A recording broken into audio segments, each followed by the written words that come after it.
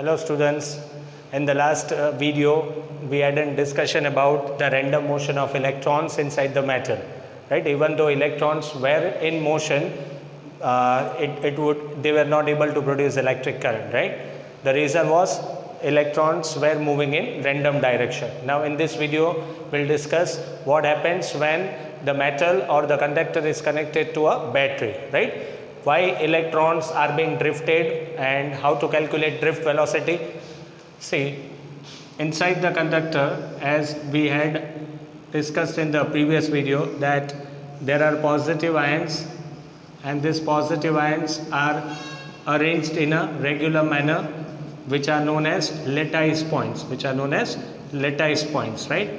Because of their masses, they will not be able to move, right? There are many electrons inside these metals which were performing random motion in absence of a battery, and that was the reason that there was no electric current inside the metal, right? Now suppose if I am connecting this conductor with a battery of say voltage V, right? So now battery will act as a source of energy. There will be an electric field, and electric field will be from plus to minus. Okay. Now the electrons which are performing random motion inside the conductor will be under the influence of a force because of the electric field, right? We have studied in electric charge and electric field that whenever a charge is placed in electric field, it will be under the influence of the force F equals to QE, right? Similarly, these electrons will be under the influence of this force minus E into E and in the direction opposite to the electric field, right? Electrons will experience a force minus E into E in the direction opposite to electric field, right? Now let us concentrate on this much part of the conductor, right? This much part of the conductor. See, these are positive ions, right? Okay. Electron will perform zigzag or say random motion inside the conductor. Suppose if we'll see both the cases, once when battery is not connected and what happens when the battery is connected, right? So first case we'll analyze the motion of electron when battery is not connected. So starting from this, let us concentrate on only one electron. All the electrons inside the conductor will be moving simultaneously, but to understand the motion, we'll just keep our concentration on one electron. Say this is the electron, it starts from a point A. Electron will be moving because it will be having kinetic energy because of the temperature, right? So this electron will be moving, it will collide with this positive ion, right? Positive ion is heavier, so it won't move. Then this electron will be drifted, it will change its path, will collide over here, will collide here, will collide with this positive ion, and so on. So this is the path which an electron will perform inside the conductor in absence of battery, right? So this path is of an electron without the battery. That means this electron is moving inside the conductor when there is no battery connected. Now let us say what happens to this path when the same conductor is connected to a battery this way, right? Okay. So now case 2, and I am connecting this with a battery. Okay. So as I said, when a battery is connected, there will be an electric field in this direction, plus to minus. This is plus, this is minus. So now this electron will be under the influence of a force minus E into E and in the direction opposite to the electric field. That means now the same electron, these are the positive ions, they are arranged in a regular manner. These are known as lattice point. Now when a battery is connected, so this will be plus, this will be minus. So the same electron which is starting its motion from A. Now this electron will be under the influence of a force minus A into E, which will be in this direction. So while moving, this electron will be slightly drifted from its original path. That means it will start its motion from A, but instead of going in this manner, in this route, it will slightly get drifted because of the force, right? This electron will be under the influence of a force minus E into E, and that force will be in this direction, and because of this force the electron will slightly get drifted from its original path, right? So starting from A, electron will be drifted up, right, and it will follow this path. So this dotted line represents the path of electron when it is connected with the battery, when the conductor is connected with the battery, right? So electron will start from A, but because of the force minus E into E in this direction, it will slightly get drifted away from its original path. So instead of point B, the electron will reach at a point B dash. Electron will reach at a point B dash, even though we have just concentrated only on one electron, right? Simultaneously all the electrons inside the conductor will be undergoing the same kind of motion. So this is known as the effective displacement of the electron. This is known as the effective displacement of the electron. So B dash is known as effective displacement, right? And T is the time taken by electron, time taken by electron to move from A to B dash, right? So we know that velocity is displacement by time. Displacement by time. So this displacement is B dash upon, say, time is tau. So this is known as drift velocity of an electron. This is known as drift velocity of electron. Since the effective displacement is very less, the value of drift velocity comes out to be very small.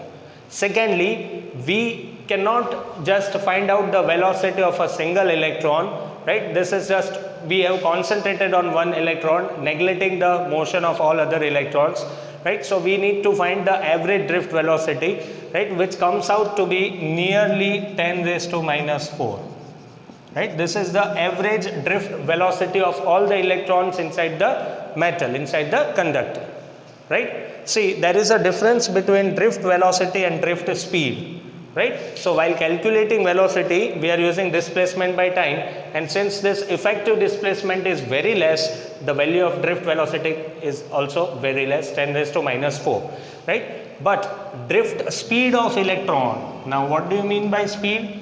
Speed is distance by time. It is distance by time, right? So distance means we need to take the entire length of the electron, right? So distance by time. So this average speed of electron comes out to be 10 raised to 5 meter per second, which is very high.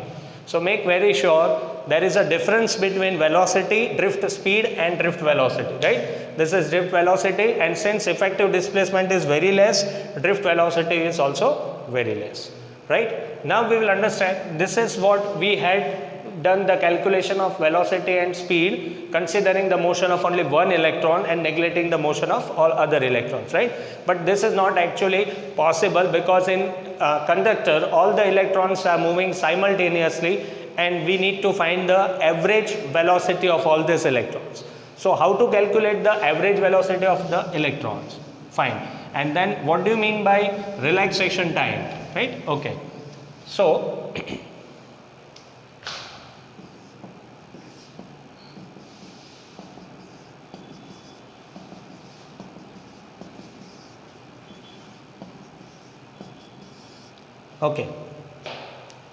Moreover, the acceleration of electron can be taken constant, just because, see, electron starts from this point A, right? it will increase its velocity, it gets collided. Again at this point its velocity becomes 0. Then again it increases its velocity, again it becomes 0. Then again it increases the velocity, it becomes 0.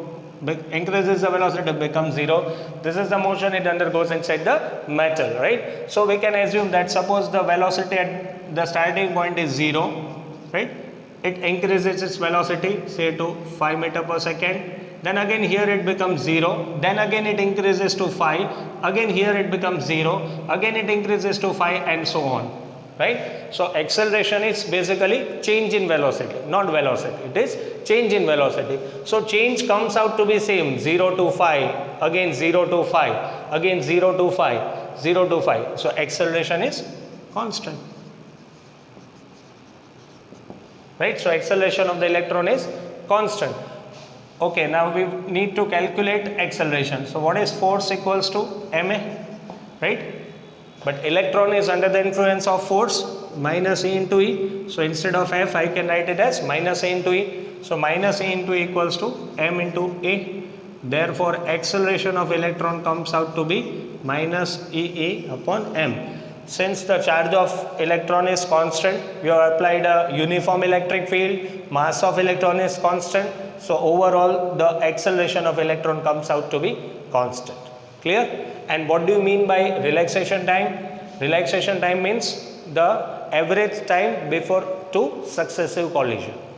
Clear? Between two successive collision, the average time is known as relaxation time. That means electron has undergone a collision at this point, then the next collision which electron will undergo will be with this positive ion. So during this time, that means when an electron travels from this point to this point, it is free of collision, it is not colliding with any other positive ions. So that particular instant of time, that time interval is known as relaxation time. Since electron is free of collision, it is in relaxed mode, and that is why it is known as a relaxation time. Clear? Relaxation time of electron is very less. So we need to also find out the average relaxation time. What do you mean by average relaxation time? So relaxation time of all the electron, the average of relaxation time of all the electron is known as average relaxation time, right? Okay. Now how to calculate average drift speed? Since acceleration is constant, so we have studied in standard 11 that when acceleration is constant, we can think of this three equation: v is equals to u plus at, d equals to ut plus half at square, and v square minus v0 square, or v square minus u square is equals to 2ad. These are the three equations which we had studied in standard 11 kinetics, right? Okay. So in our case, let us find average velocity. So what do you, how to calculate average velocity? So average velocity means velocity of n electrons divided by n. Clear? But v is also equals to u plus at, right? So instead of v1, I will write it as u1 plus a t1. Generally relaxation time will be denoted by tau1, plus u2 plus a tau2 plus u3 plus a tau3, and so on, divided by n. Just I have written as, instead of v I have written as u plus at, right? Separating the LCM will get